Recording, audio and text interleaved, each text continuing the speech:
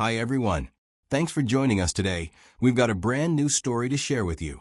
So let's begin. My name is Victor, and life has taught me that some moments only come once. They don't pause for second chances, and when they pass, they're gone.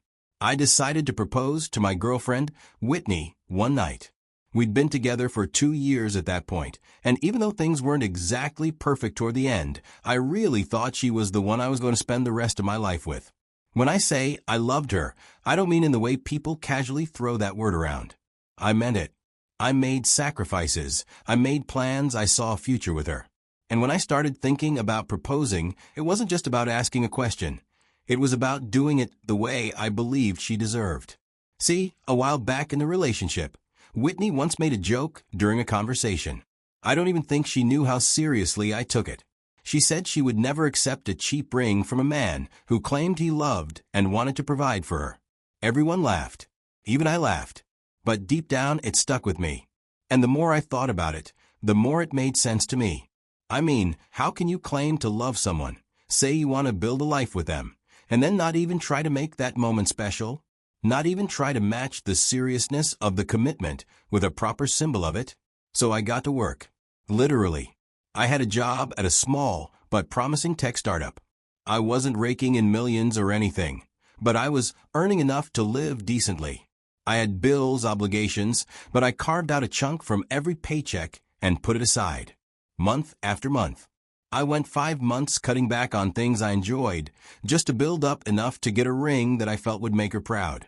I found a beautiful diamond ring. Probably a lab-grown, I'm not gonna lie, but it looked amazing. And for me, diamond is diamond. What mattered was the intention behind it. That whole time, I kept imagining how her face would light up when I opened that ring box. I thought about what it would feel like to finally call her my fiancée, to seal everything we'd been through together with a promise for the future. In my mind, this proposal wasn't just a step, it was the moment. And I wanted it to be one she'd never forget, for the right reasons. Well, I just realized I should have paid more attention to the shift in our rhythm. For the past month, maybe 2, things between me and Whitney hadn't felt right. I couldn't put my finger on one big event that caused it, but it was like trying to have a conversation where both people were speaking different languages. We weren't seeing each other as much. We used to spend weekends together, but all of that started fading. She was suddenly too busy, too tired, too distracted. Initially, when I noticed all these, I tried not to panic. I chalked it up to stress or work, but as things didn't get better, I started asking myself if I had done something wrong, or if I wasn't enough. But after one of her close friends got married, this was about 2 months ago, I felt I'd figured out the answer. She was at the bridal shower and the wedding. She came back with stories and pictures, and at first, it felt like she was just happy for her friend. But soon after, the change in her became more obvious. She started making more comparisons between our relationship and the relationships of her married friends. Some subtle, some not so much. I'd hear things like, she's the only one not engaged or married among her friends, or talks about men who are not ready to settle down. Comments like that started slipping into conversations more frequently. It felt like I was being measured against other men who had already locked down their women with weddings, flashy rings, and grand gestures. Still, after all the signs and doubts, I had this hope that the proposal might fix things. Maybe she was acting distant because she felt unsure about where we were going. And if I gave her the security of a future, it would bring us back together. I thought the ring might be the bridge between where we were and where we used to be. But deep down, I also knew I was taking a risk. So I picked one of her favorite places, this cozy little restaurant she always loves. I told her I wanted us to go out for dinner there, and she agreed.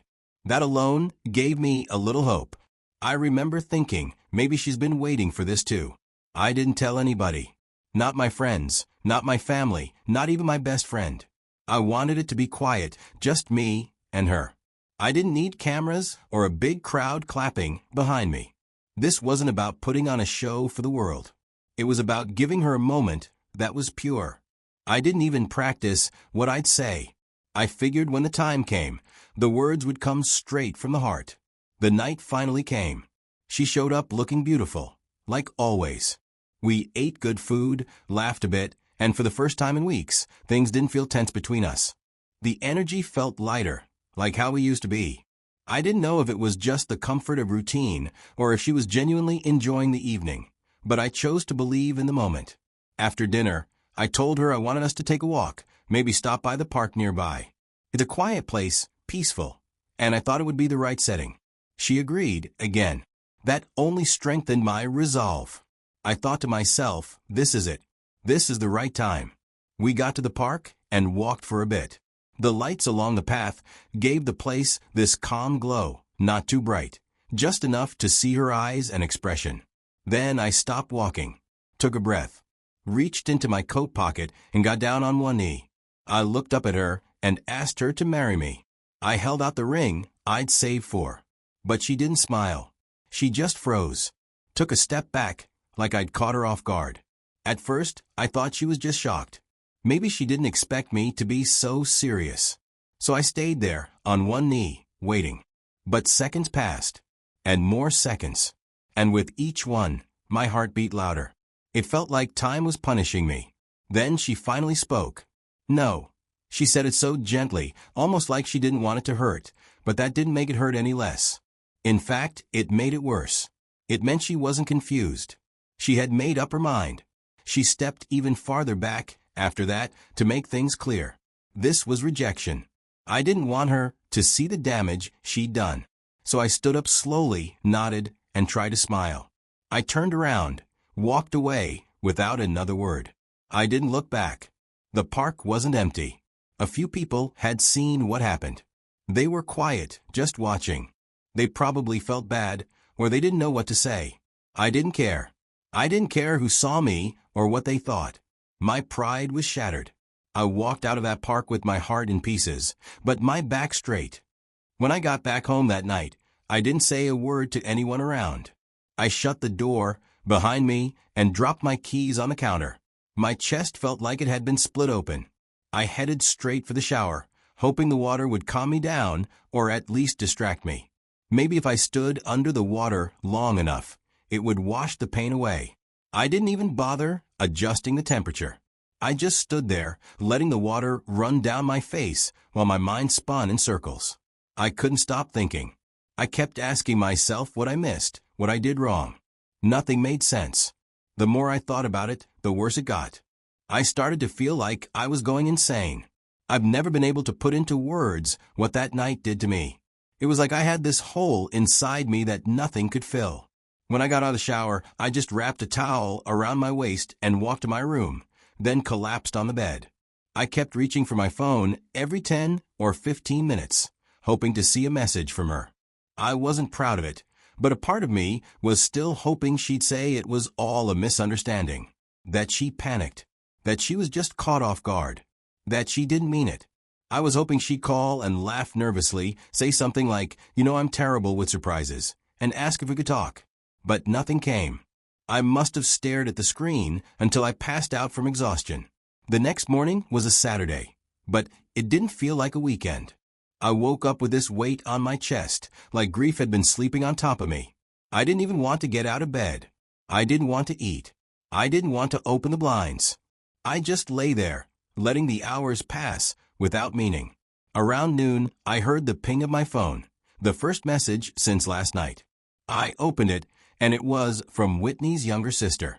She said Whitney had told her everything. She heard what happened and felt terrible about how her sister handled it. She apologized on her behalf, said if I ever wanted to talk, I could call her anytime. I didn't respond. I appreciated the message, I really did, but at that point I didn't want to talk to anyone, not even someone being kind to me. I wanted to cry, but I couldn't. The tears wouldn't come. It's hard to explain. It's like I was too hurt to even let out properly. Inside, I felt like I was crumbling into pieces. Nothing made sense. And the silence was just making it worse. Then, a few days later, the call started. People I hadn't spoken to in a while started reaching out.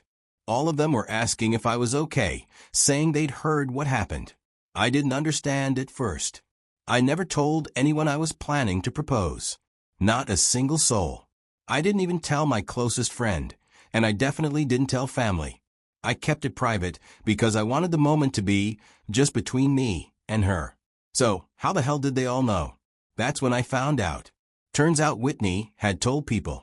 Anyone who asked her about me, she apparently told them. Oh, I rejected him. He proposed, and I said no. I don't know why she felt the need to share it like that.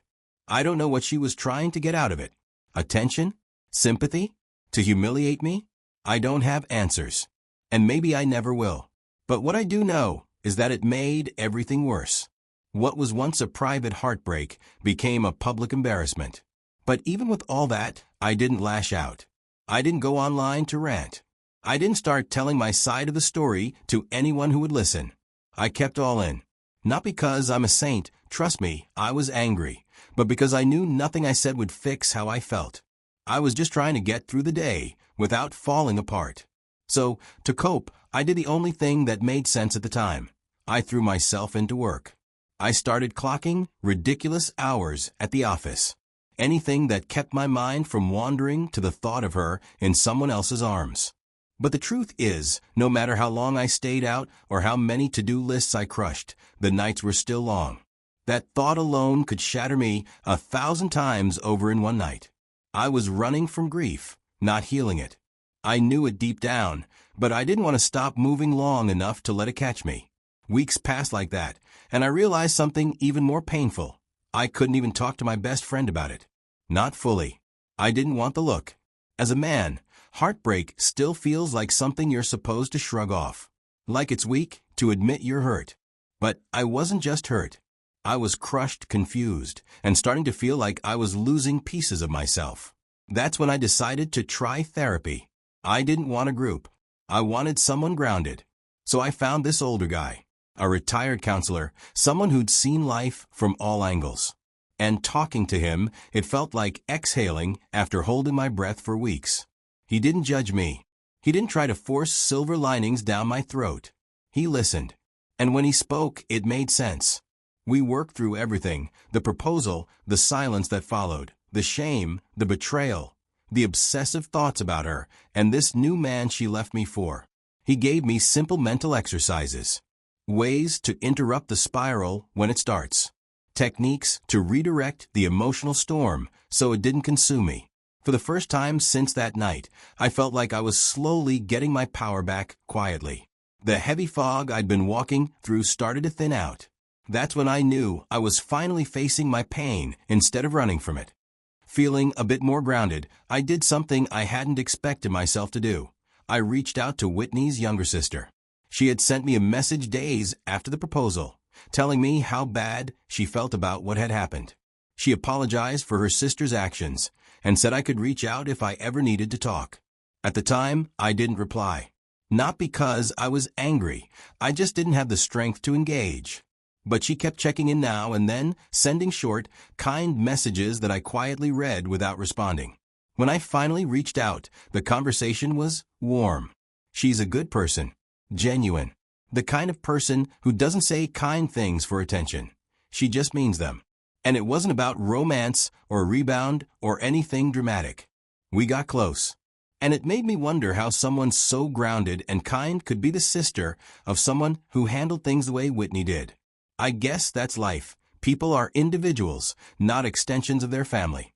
When Whitney found out I had gotten close to her younger sister, it was like something snapped in her. Out of nowhere, she called her sister up and gave her a warning, told her to stay away from me, that it wasn't right. I wasn't even there for the call, but her sister told me everything after. I was confused. What exactly is the problem? Her sister had shown me more genuine care in those few weeks than Whitney had in the last few years of our relationship. She didn't judge me. She didn't mock my pain. She didn't try to twist the story. She just listened, checked in, and sent the occasional, "How are you doing today?" text when she didn't have to. That kind of human kindness isn't romance. That's just being decent. So for Whitney to come at her with so much rage when she had no business left in my life was wild. It didn't add up. But it started making a bit more sense after I had a deeper talk with her sister. That's when she told me the part one hadn't known. Whitney had left me for someone else. I didn't know his name, and I didn't ask. But apparently, That relationship ended too.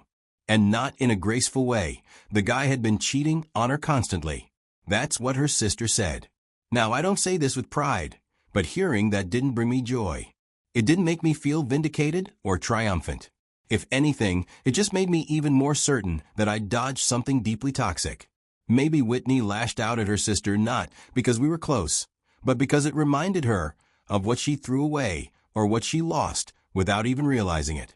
Either way, I didn't let it get to me. Her sister and I made a quiet decision.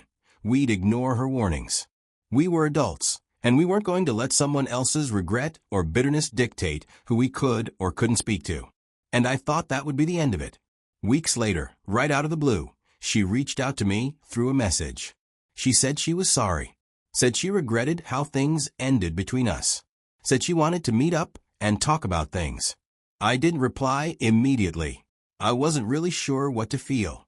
That evening, she sent another one, this time more direct. Asked if I was home.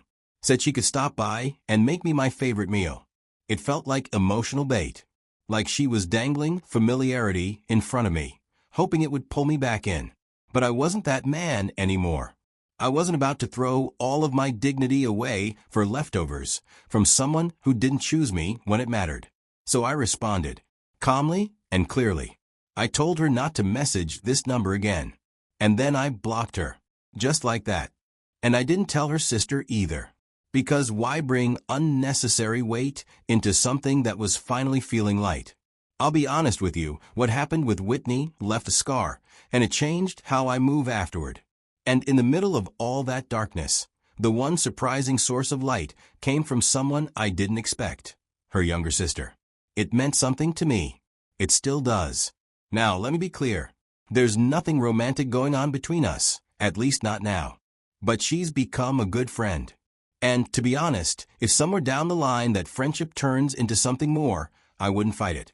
Because she's got a beautiful soul, and after everything I've been through, I've learned that kind of thing is rare. You don't force it. You let it grow, naturally, if it will.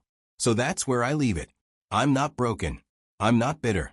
I'm just walking forward with people who want to walk with me. And for the first time in a long time, I'm okay with where I'm heading.